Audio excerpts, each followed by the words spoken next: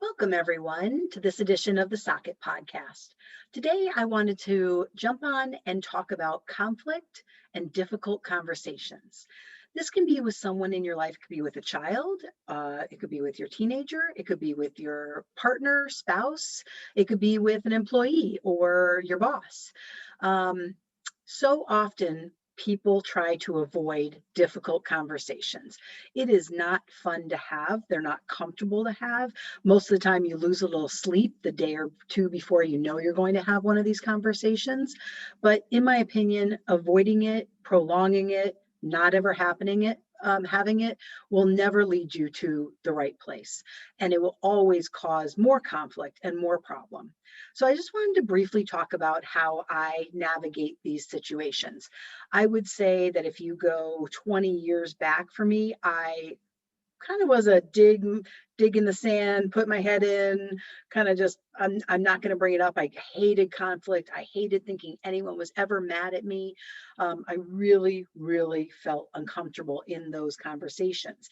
And since I didn't put my voice to the problems I was having with someone in any type of relationship that I had, in some relationships, I kind of got walked on. In some relationships, I didn't speak my own voice, and it got me in trouble in a number of areas in my life. And little by little over time, through counseling, through finding my own confidence, through finding my own words, and through understanding that sometimes those difficult conversations really have to happen like now, I've gotten more comfortable at it. Certainly fall into the category of up at night, stomach upset, not wanting to eat in the morning when I know one of these conversations is going to happen. But at the end of it, no matter what the outcome is, I always feel somewhat better. Sometimes I feel a lot better because we've really resolved maybe a misunderstanding or some conflict that we came to a compromise on. And that feels wonderful. You tackled it head on and you work through the problem. Sometimes you're left in a worse situation because the person responds in a way and you have no control over. So I'm going to talk a little bit about that as well. So the first thing that I do to judge whether or not a conversation needs to be had is, if outside of that relationship in my own head, I have worried about something or not been happy with something, and 3 or 4 times outside of work or outside of that relationship, I have to really give it some mind share, then I think it's a conversation worth having. So if I'm up in the middle of the night thinking about an employee and a problem we're having, and that happens a couple of times, then it's something that I don't want to sweep under the rug, because I know we can normally come to a kind, caring compromise or at least a better understanding of the situation.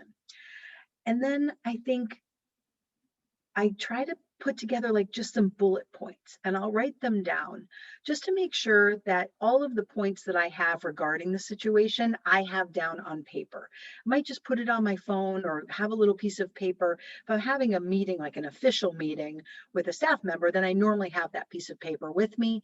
If it's with a loved one or something like that, I just kind of go over those bullet points in my head a number of times so that I know that I'm thorough in what I'm going to share or how I'm going to express it. The second part is being really direct and using, this is, not new information, but using that I feel, or this is your actions are making me feel, or when you say this, it makes me feel something.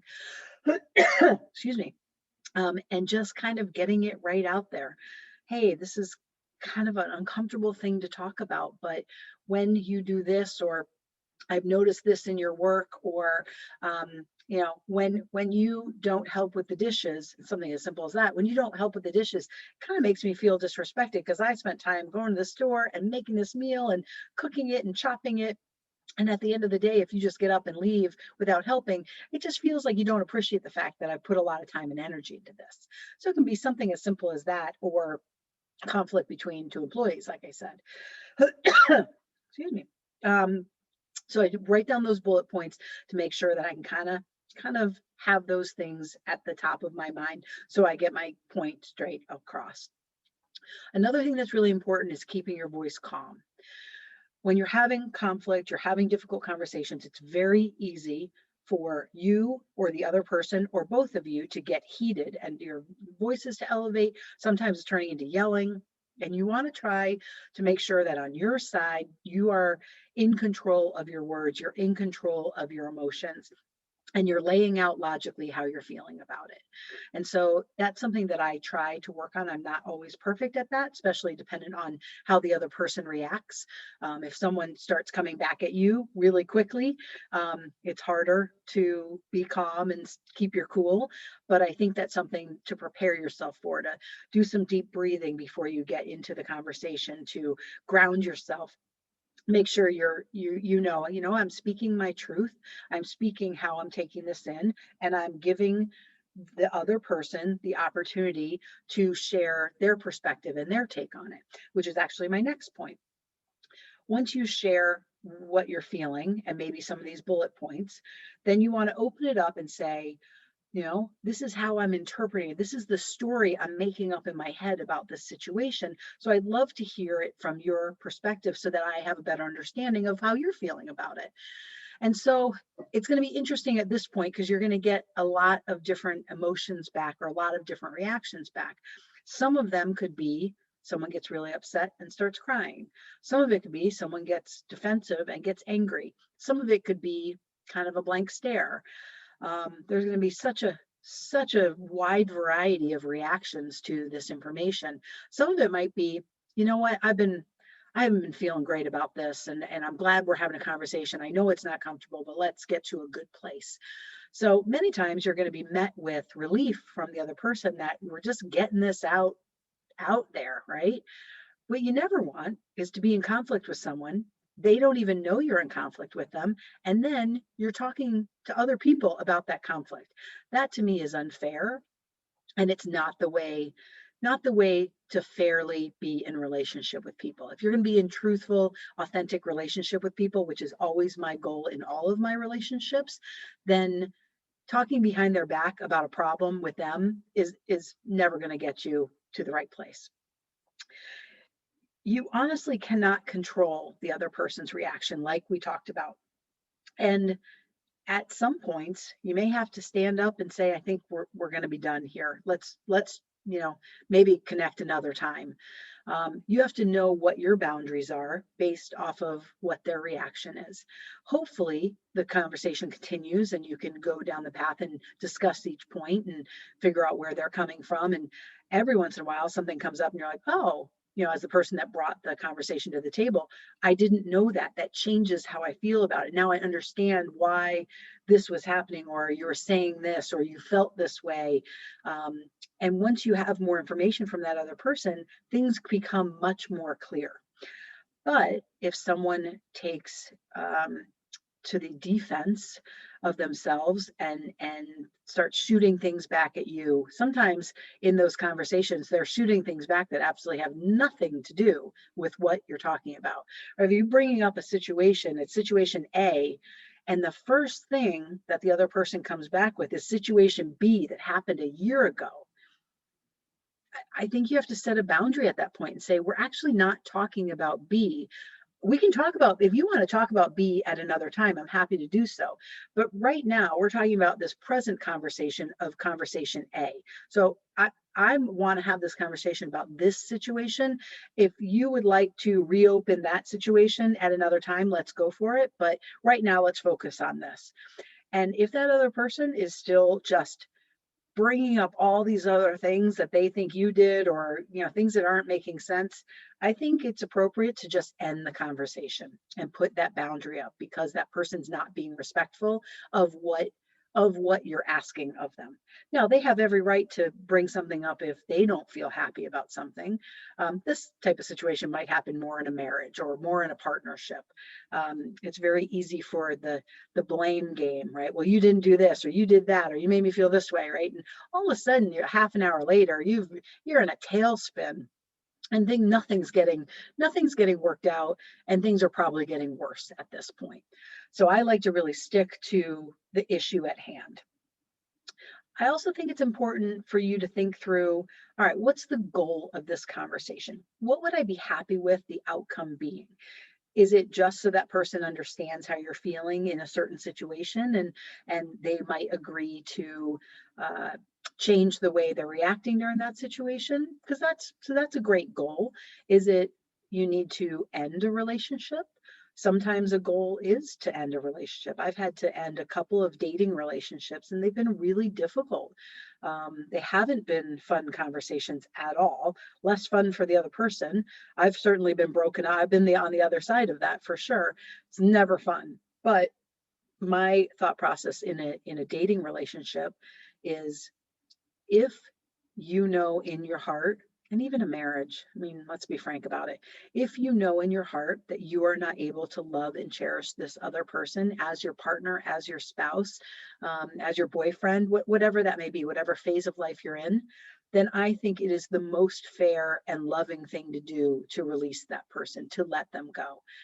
Now, in a marriage, obviously, there's a lot more complicating factors, and I'll speak into this at a different time, because I have a lot of thoughts about the pros and cons of staying in a marriage, not staying in a marriage, and why are you doing that? Why are you not doing that? So I'll speak to that at another time. But if you need to end a relationship, you know that relationship is not healthy for you, or you know that it's not a long-term relationship for you, I think it's I think it's in everyone's best interest, especially that person, for you to have that difficult conversation, even if it just sucks, right? Everyone feels crappy, everyone's unhappy, people are crying. It's not fun. But at the end of it, if that's what you needed to do, if that's the space you're living in, and you know that your heart's not in it, you don't feel the same way, it's not fair to stay in that relationship for that other person, in my opinion. And then once you figure out the goal of what you're hoping for the conversation, you don't really have control over how this conversation is going to wrap up, right? Sometimes, like I said in the beginning, it's going to wrap up in a good place, right? You're giving each other a hug. We're going to work on this. I'm so glad we talked about this. We're going to move forward. We're going to listen to each other better, right? However that looks like. So many times, hopefully it's going to be a happy resolution to the end of the conversation. Sometimes it's going to be in that middle ground where it's going to be like, all right, well, let me sit on that. Let me think about that. Let me give some thought to that. Um, I'm going to work on not doing that as much, or let's find a compromise. No matter what that is. And let's say someone feels like they're going out too much. They're going out 3 times a week, and the partner only wants them to go out twice a week because they feel like they're sitting at home a lot, whatever it might be. Maybe you just come to a little bit of a compromise of, how about, can you give me some warning when you're going to go out? Or can you, communicate when you know you're going to stay late at work? A lot of it's about communication, and communication before the whatever the problem is happens. So learning how to communicate, and how your partner, your person you're in relationship with, would like that communication to be, can be really helpful, because it can ward off a lot of problems if you are on the same page with things.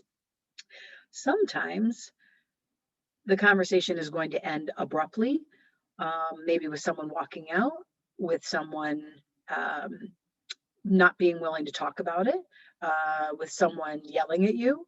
And so in that situation, I think you need to be prepared for, what do I do if it ends that way? And I think having a place and a space to say, I don't think we're making any progress with this. I'm going to remove myself from the situation, and having an exit, having a place to leave, having somewhere to go, so that you're not in the same space. Very infrequently, I could see a difficult conversation having some danger around it. I personally have never been in that situation where I felt that anything I was going to say to someone would provide me with a dangerous situation. But if you feel as if you could potentially be in a dangerous situation, you would want someone to be there with you. You would want to be in a public space to give this information to that person. And so there's ways to navigate that, so that you are not home in a room, or at work in a room alone with someone that you feel could be bringing you danger.